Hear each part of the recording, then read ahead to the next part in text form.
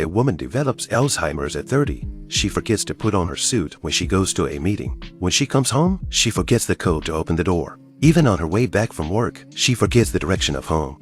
That night, she slit her wrist in the bathtub. The blood gradually spread with the running water. Her sanity gradually returned. She couldn't let go of her old father, not to mention her young daughter. She cried helplessly. When her father arrived, she continued to cry in his arms. As he bandaged her wounds, she whispered to him that she was sorry. But her father only said, "I'm glad I didn't lose my daughter." The suffering of the disease is not only for the patient, but also for those who love her dearly. In order to make his daughter's life better, the father developed a unique program for her. He made a schedule of daily actions. At regular intervals, he would take his daughter to do the same things over and over again. These moments would gradually become engraved in her soul. These things will become a permanent part of her life. The brain may lose its memory, but the body's instincts will never forget. Mary will still make video calls to her daughter at regular intervals and will instinctively sing her daughter's favorite psalms. But she has gradually forgotten that the girl on the screen is her daughter. She said that the daughter in front of the screen was very beautiful and was about to ask the other person's name. The father shut down the computer to avoid being discovered by his granddaughter. That day, the father brought Mary to the court. There was a problem with the contract she signed when she was a lawyer. She needed to testify that she was sick at the time to show that the contract was invalid. When questioned by the court, 1 minute she was able to respond. The next she was incontinent. The policewoman rushed in to change her pants. She was on the floor screaming and crying for her father. After that, Mary's condition got worse. When she went to the supermarket, she would forget what she wanted to buy. When she walked, she forgot where she was going. Sometimes she would hold a crane made by her daughter and stare blankly at it. And sometimes she sees her father as a pervert who broke into the house. She lost her basic self-care skills. She finally degenerated into a newborn baby. In order to take care of his sick daughter, the father gave up his high-paying job abroad. He would tirelessly teach her common sense over and over again and tell her to be brave and say no when facing bad people. It is often said that there is no filial son in front of a sick bed, but parents will never give up on their sick children. Sometimes Mary would come back to her senses. She would ask her father if he was tired. Dad just said, "It's okay, I'll always be there for you."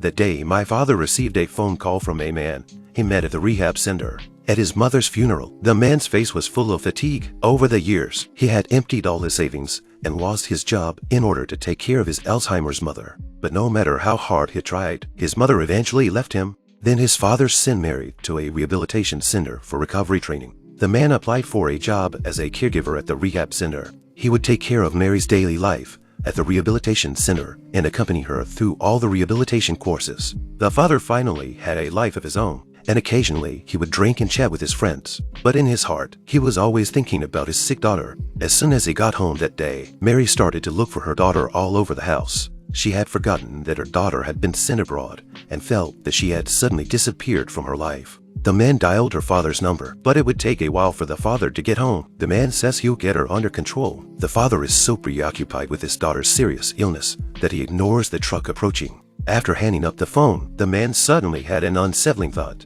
He reaches out and tries to undress Mary. Mary didn't know how to resist. In a trance, she remembered that someone very important had told her to be brave and say no when she met a bad person. She whispered, "Don't come near her," and told the man to go away. Maybe it was Mary's words that reminded him of his late mother, or perhaps it awakened the last vestiges of his conscience. After a mental struggle, the man fled in shame. A few moments later, the alarm clock went off. It was Mary's daily garbage pickup time. A woman comes downstairs to pick up her garbage. A little girl in the neighborhood says hello. She stood still and didn't respond. She forgets that this is her daughter's best friend. When she got home, she got a call from the hospital. Her father had been in a car accident on the way back. The doctor told her to hurry over to the hospital. Just as she grabbed her bag and was about to leave the house, she suddenly forgot where she was going. She remembers to go grocery shopping at the right time. She remembers to do her rehab on time. She remembers to drink when she's thirsty. And she remembers to check her daily action planner when she doesn't remember. She remembers everything her father told her, except for the darkest moment in his life. The next morning, the doctor called again to urge her to go to the hospital. She rushed down the stairs and in a trance, she was frousing in place again. She remembers that she has to go to the car, but she doesn't know where it is. She saw people not far away getting into their cars, so she slowly followed suit. It was a free vehicle arranged by the Mountaineering Association, and the destination of the trip was an unknown hill. No one cared where she was going, and no one knew about her father's accident. She walked aimlessly up and down the hill like a zombie. until the alarm on her watch went off again and it was time for her rehab.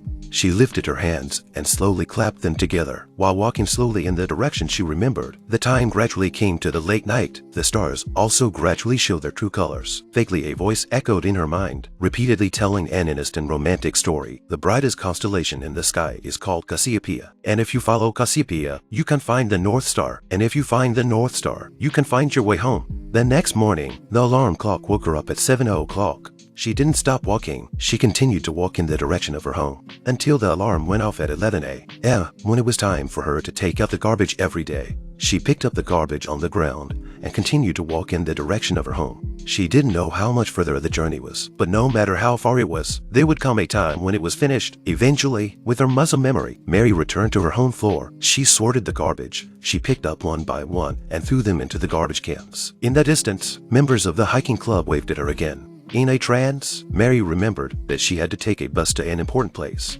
So she walked towards the car again until a hand across the Pacific Ocean stopped her in her tracks. She then saw her daughter, whom she had been longing for, but with a blank look on her face. Her daughter hugged her sadly, but she remained impassive. Her ex-husband and daughter took her to the hospital. In the hospital, the father woke up. The father didn't care about his own condition and repeatedly asked Mary if she got up on time, if she changed her diapers on time, if she threw away the garbage in the house, and if she refused to say no when she encountered things she didn't like. Mary nodded numbly. She did everything her father asked her to do. He asked her if she still remembered herself. Mary nodded numbly, and as she did so, her tears flowed unnoticed. She had already forgotten the man in the hospital bed, but her body's memories still reminded her of him. The nurse sent Mary out of the hospital room. Her ex-husband and daughter were waiting for her in the aisle. She crouched on the floor and looked at her daughter for a long time. Finally, she opened her mouth and said to her daughter, "You're so cute. What's your name?" The daughter replied softly, "My name is Nankina." Then her daughter knelt down and told her, "I'll tell you the same thing tomorrow. This is a story without an ending, but we already know how it ends." The tone of the story is sad and desperate, but the core of the story is heartwarming. In the long but short journey of life, it's full of thorns and bumps. When you walk through the long road full of woes, you realize that there are always people who will stand behind you and build an impregnable fortress for you. This is the 2022 Korean movie Cassiopeia. It's about a successful woman who is taken care of by her father after she develops Alzheimer's disease. The woman sends her daughter abroad one day, but accidentally realizes she's starting to forget gradually. As she forgets more and more, she chooses to quit her job and go home, and forgets the direction of her home on the way back as well. She went to the hospital for tests and discovered she had Alzheimer's disease. As her condition accelerated, her father helped her with her rehabilitation every hour of every day, even giving her a strict schedule to follow to help her develop muscle memory. Although she was almost brutally violated by a male caretaker, she was able to learn to say no with her muscle memory, remembering the lessons her father taught her. Luckily, the end was a relief. This story tells us that parents are always the ones who love you the most, and no matter what situation you are in, they will always be there for you. I'm a BullDog movie. If you like this video, please give it a thumbs up, comment and subscribe to my channel. See you in the next video.